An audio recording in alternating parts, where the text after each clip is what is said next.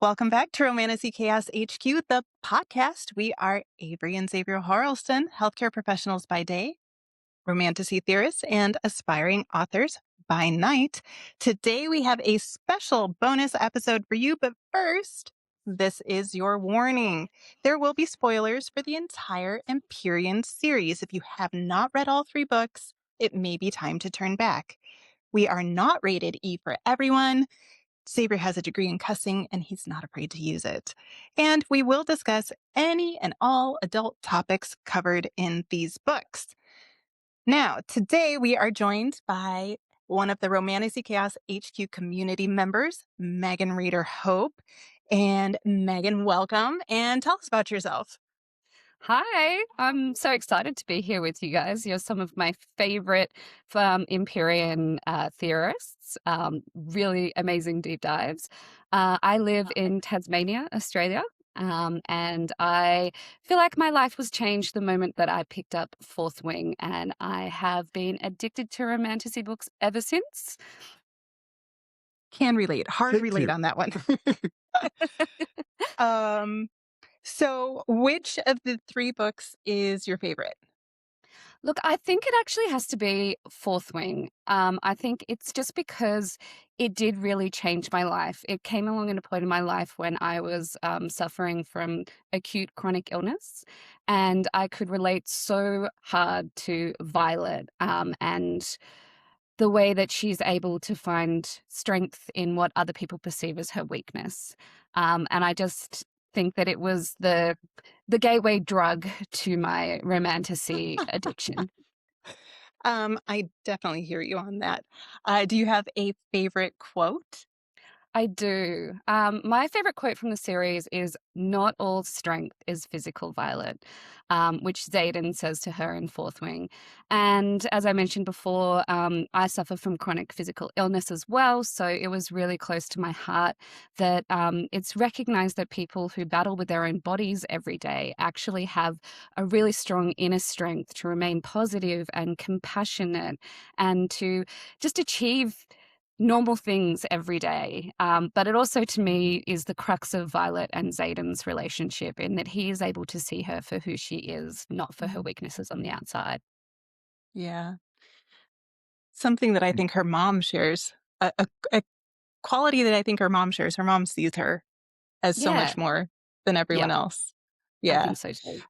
And I'm wearing my zebra shirt.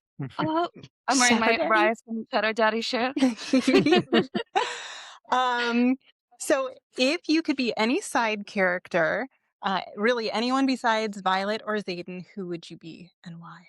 It would have to be Riddick. I mean, he definitely has the most fun. He's the most funny, but I also think there's an incredible depth to Riddick, which we Mhm. started to see in Onyx Storm, and I think that that will be explored even more. I think at his core, he is a really good person. Yeah. Yeah. He has very busy nights, I think. That would be the fun part, right? I mean, like to be a 22-year-old healthy guy, like sounds Yeah, enjoyable for a day or 2. yeah, yeah. I In the can middle tell. of the war college with no strings attached, that would be great. Exactly.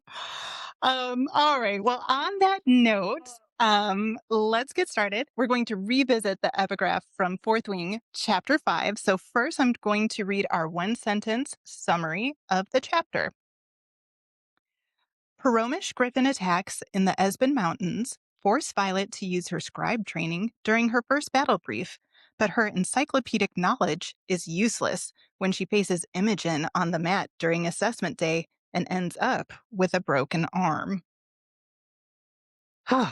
Okay, there are 6 minutes on the clock, and so much Fourth Wing lore that it makes the US Australia daylight savings time zone conversion seem easy. So, don't blink, don't scroll, don't let Taryn distract you. We have 360 seconds to revisit this epigraph. And go. Knowing I am in direct disagreement with General Melgren's orders, I'm officially objecting to the plan set forth in today's briefing. It is not this general's opinion that the children of the rebellion's leaders should be forced to witness their parents' executions. No child should watch their parent put to death. The Tyrrish Rebellion, an official brief for King Tauri by General Lilith Sorrengail. So what stood out to you about this epigraph? Well, I chose this epigraph because I think that it really shows so much more depth to Lilith Sorrengail and who she is and the relationship that she has with her children. I actually have a bit of an unhinged theory that I'm going to throw at you guys. It's in direct conflict with one of my own previous theories and maybe in direct conflict with one of yours as well. So hear me out, but you can give me as many as unhinged doors as you want to at the end.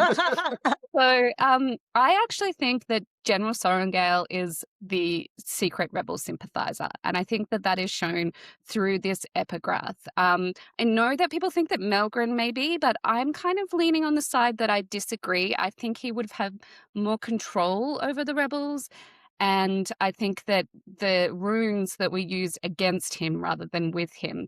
Whereas Lilith and Dasha have been colluding on how to keep their kids safe, researching irids. Dasha even says, "Your mother and I trust no one, and neither can you."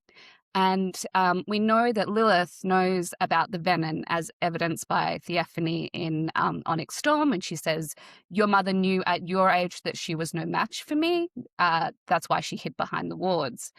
We also see that evidence in Lilith colluding with Xaden to keep Violet alive in the Riders' Quadrant. And she does bring the antidote in Iron Flame after Violet's been tortured. And she allows Xaden and Violet to escape and actually supports them in that, as well as putting Violet in the Riders' Quadrant and calling in the favor from Xaden. So she negotiated with him for that. She's really thinking 10 steps ahead here. And the reason why I think she is doing this, I'll talk about in just a minute, but I have one more thing to put forward on it. I actually think that Lilith is a low-level venom and has been for a long time. So in fourth, and that it made her pale skin, pale eyes, pale hair, like the fever stole all your coloring. What else steals coloring from the earth? When venom drain. And we know that Dasher was desperate enough to try and dedicate Violet to Dune, even though it was illegal. So we know that there's something wrong with Violet. Tan also says at Threshing, "I know exactly who and what you are," to Violet. And Lilith is overseeing all of the experiments on Jack Barlow to try and cure venom.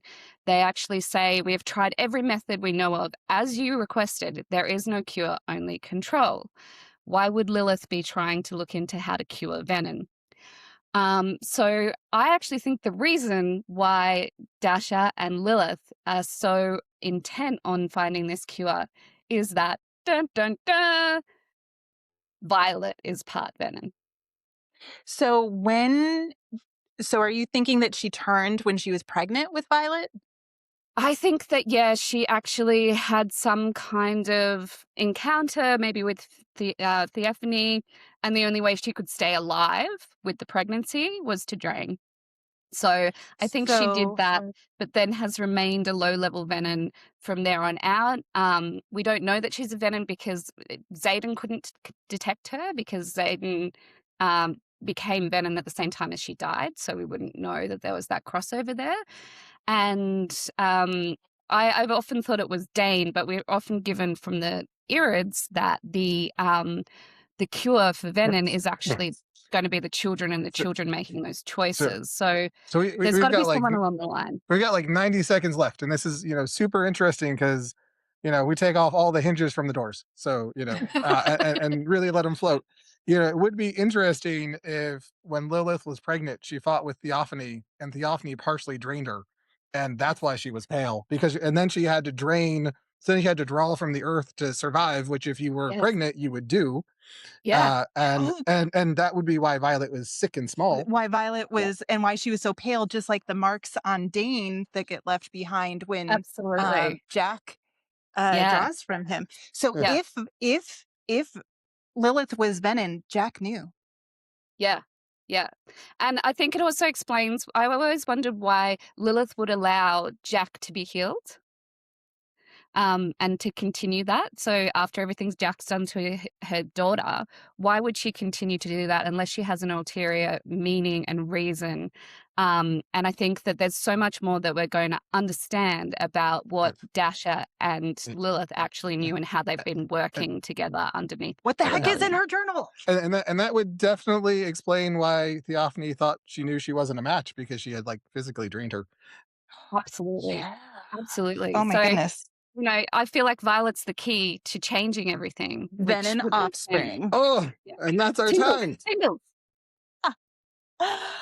Wow, that went a totally unforeseen direction, as this usually does. So that is it from us. Did we blow your minds? Let us know in the comments. Thank you, Megan, for joining us. Thank you so much. I'm big fans of you guys.